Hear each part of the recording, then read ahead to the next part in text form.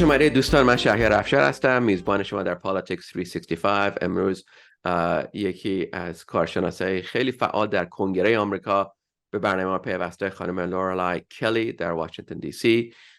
ایشون کارشون هستش، یه کار خیلی سختی دارن ایشون که با کنگره آمریکا کار میکنن که سیستمای به اصطلاح بهتر جوابگو در کنگره ایجاد کنن و بیشتر سعی کنن که اعضای کنگره بتونن جواب بدن به استانایی که نمایندهشون هستن. یه کار خیلی سختی دارن، بیش از 30 سال ایشون در این زمینه دارن کار میکنه. واقعا خیلی کار جالبیه و من میخواستم حتما برای شنوندگان عزیز با یه همچین شخصی مصاحبه کنیم که بتونیم ازشون یاد بگیریم. بقیه برنامه به انگلیسی خواهد بود، پس ما رو ببخشید از اون لحاظ، اما بریم دنبال برنامه. Lorelei Kelly, thank you so much for indulging my little Farsi intro. So great to have you. What an amazing and fascinating, at least for a policy wonk like me, that loves government, loves good government, and loves to be a part of helping citizens understand and access their government, especially minorities, especially the Iranian American community that I've loved for the entire 44 years, 45 years I've been in this country. It's never been more important for Iranians to understand their government, their rights, and how the federal government works, and in your case, how democracy works in Congress, and how we can really foster and cultivate and embrace a more representative government. It's always been a mystery, and I know even for all the years you've been in Washington, there isn't an easy button for Congress, but here we are, at least as one minority group, Iranian Americans, scattered across the country, but a big concentration in Southern California, looking at what's happening, and of course with great concern about Iran and U.S.-Iran relations, but really trying to understand Congress and really what your role is, and how you are a part of the solution, and how we can observe and maybe participate and support what you're doing to the extent that we can as private citizens. So welcome to Politics 365. Tell us a little bit about your background, and then we'll get into your role after that. Thank you. I'm happy to be here. So I was born in California, in the Bay Area near San Francisco, and spent the first part of my life there, but then moved to rural New Mexico. And I like to point that out just because I grew up in very urban and very rural America. So I'm pretty easy with the red-blue cross-cutting divide. I think that helps right now, is just sort of having an open mind and an open hand to discuss these kinds of democracy issues with anybody out there. And I think that this broader conversation is outside of the news media and the media ecosystem that we have right now is really important. So I really appreciate what you're doing with your radio show. Radio remains my very favorite medium for communication. I used to produce a radio program in Portland, Oregon. So fantastic. We're going to have another session just so I can learn from you about how to doing that, because I'm making it up as I go along. I but so far so good. And then I worked, so I grew up in sort of rural New Mexico, went overseas in 1989 and lived in Berlin in Germany, working on nuclear weapons issues. So East-West divide. I was right in the middle of the end of the Cold War. And it left a great impression on me because I was in these sort of totalitarian countries like the Soviet Union, Czechoslovakia, Hungary, all before they opened up. And so I saw what that kind of really coercive, top-down, highly ideological, very punishing regime is. I saw what it did to civil society and to members of the community who tried to take a risk on behalf of everyone, to have a voice, to simply contribute, to see themselves reflected in their own government, to connect to power. All of that, I saw what they did to smash the possibilities for that. I mean, you see it again, of course, in Russia now. Iran is one of the most densely layered security states in the world, from what I know. I did work on national security in Congress for a decade at the end of the Cold War, looking at all these new issues coming up. And the reason I set up a convening system in Congress, because it's 50 offices on the Senate side. It's 441 on the House side. They're all run like little businesses, or they're like their own little civilizations. Congress itself is, several thousand people sitting up on Capitol Hill with these old marble walls.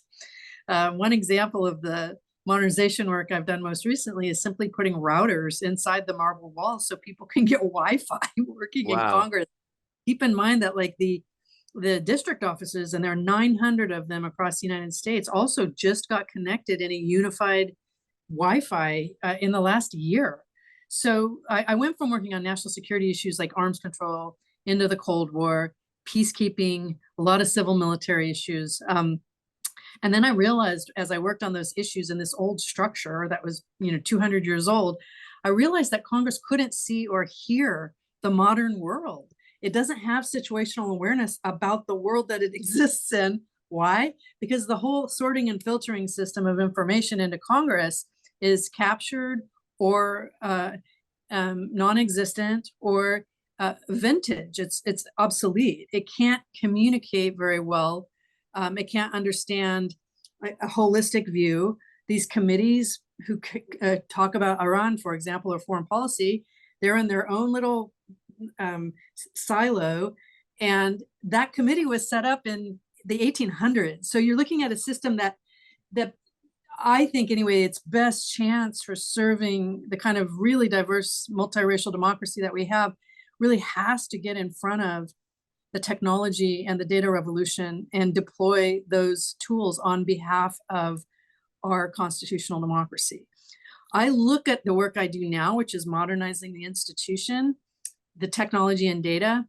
I look at it as a critical infrastructure in the sense that when, one of the most democratic things that has happened in the last 200 years in Congress was because of the pandemic. I'll give you an example. All of a sudden, the hearings had to go online, and the witnesses appeared like I am right now with you on Zoom.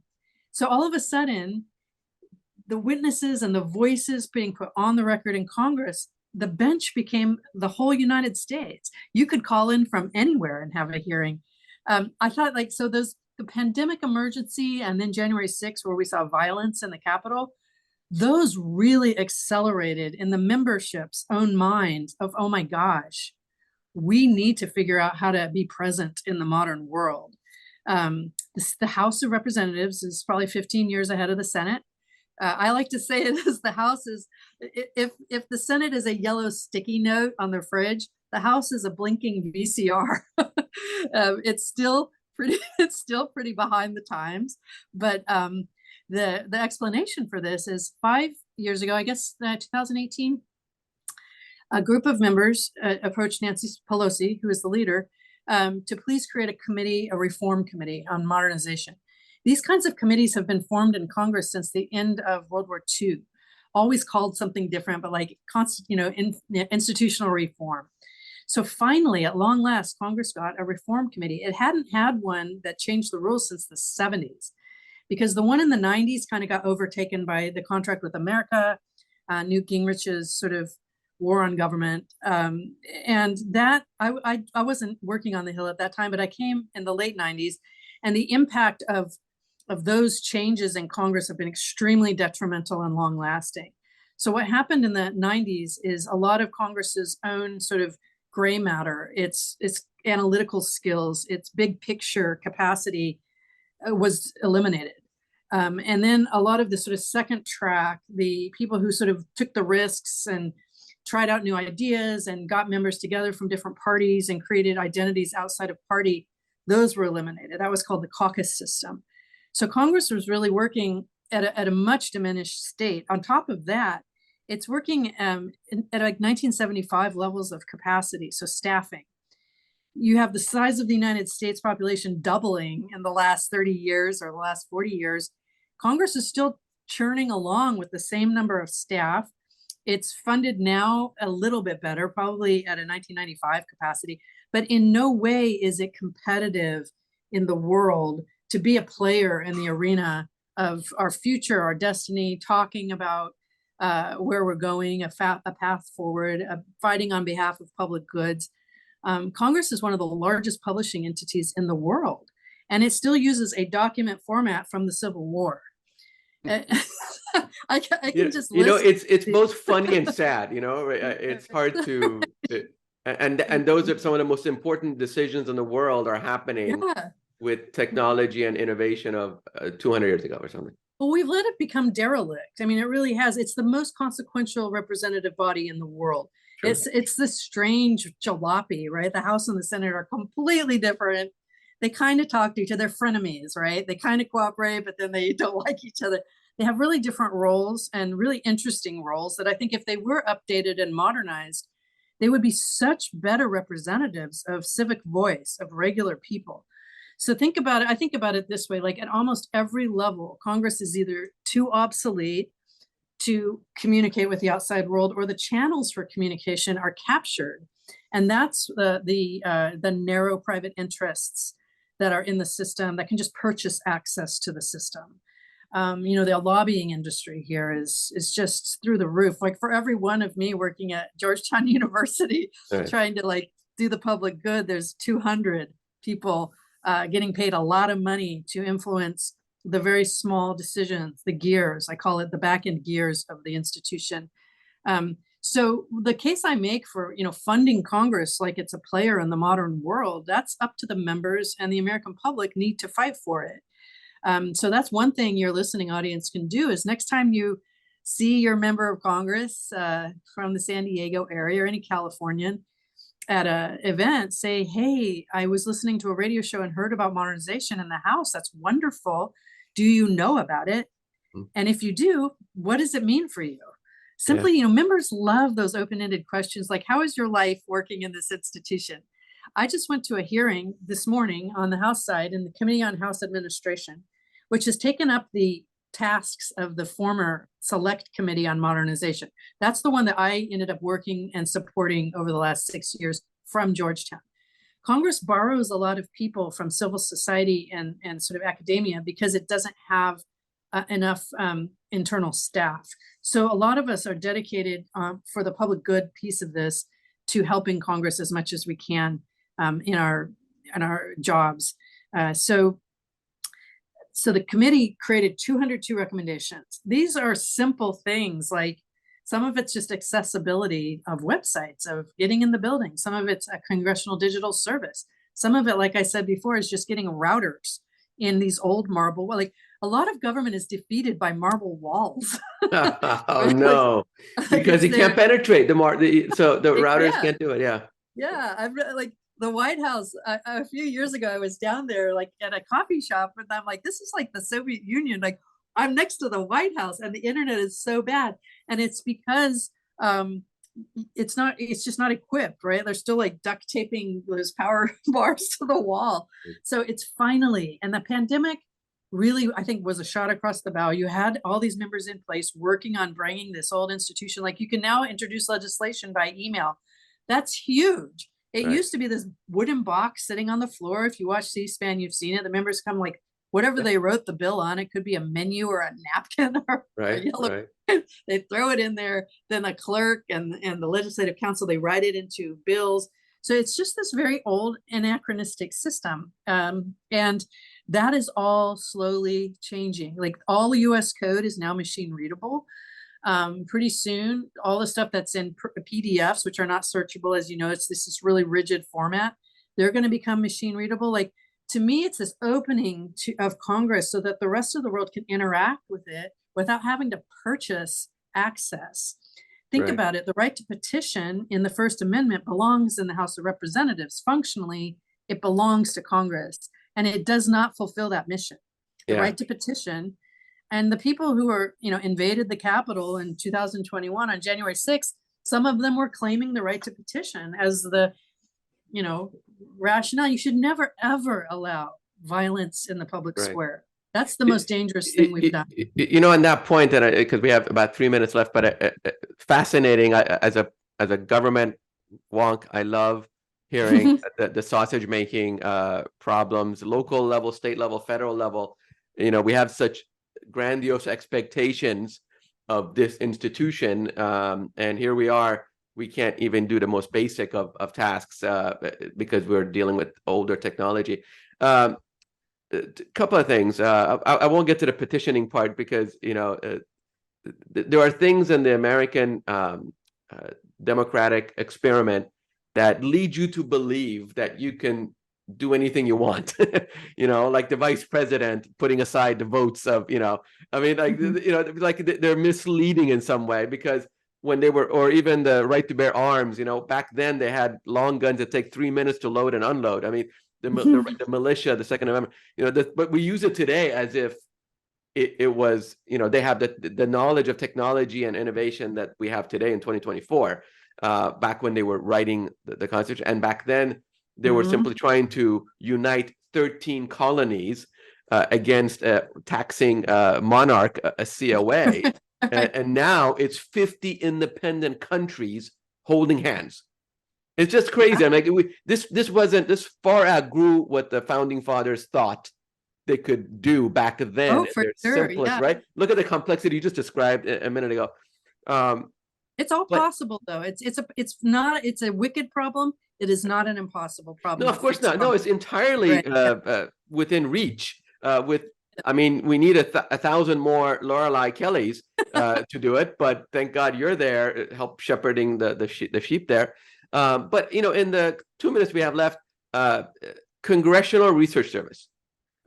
Something, when you talk about access to data and information, and I just want, maybe you could quickly explain maybe what it is in the Library of Congress and the research arm of Congress and what it's doing today and how it's evolved. That'd be great. So the first branch of government, Congress is the heartbeat of it, and it has all these agencies. Congress has the institutional memory of our democracy, including the data in it. It's not the executive branch. It's not the judiciary. It's Congress. Right. Our challenge right now is to make sure that data is discoverable, machine readable. People can find it and use it. We can audit it. We can make sure it's valid, authentic, and trustworthy. Really, the issue is trust. How are we going to build the data governing system and the AI tools to increase trust and social cohesion? And how can Congress be the main player in that? So I encourage people. So Congressional Research Service is this amazing stable of experts sitting next to Congress in the Library of Congress. This year, they're going through a job search, if you know anyone, to get a new executive director. Who that person is this time next year is going to determine Congress's brain, basically, how you can access it. Will it use data in hearings? Will you be able to interrogate and use dynamic modeling in hearings? We'll be able to see how a law impacts San Diego. Like, we can do all of this. This is the disruptive potential, is like, why do we always have this national conversation going on when we can talk about how policies impact people in California, right, and in Kansas and in New York and in New Mexico, wherever. That's the challenge, is how do we bring industry standard data and technology in at the right time and place to govern ourselves, that is inclusive and fair, and where Americans can see themselves in their own democracy. Right. Like, those are really exciting possibilities. And for the democracy nerds out there, go to Select Committee on Modernization recommendations. It will pull up the recommendations for you, and you can see how we're doing. And like I said, always, members need a constituency to be active on anything. Right. And they need a push. They need a push. Right. They'll be excited. Go meet with their staff. And the other thing members are looking for are trustworthy partners to pilot new technologies to connect with their constituencies. That's all open right now. Well, I will pledge to you whatever I can do to help Congress make you personally make better government, from San Diego to DC to Bay Area. It doesn't matter. This is really why I went into public service for 25 years. Trying to make better government, and here you are doing it. So 1,000 thank yous, Lorelei Kelly. We will keep talking. This has been fascinating. Please come back and talk to us again. Okay, thank you. Say hi to the Pacific Ocean for me. I will. Thank you.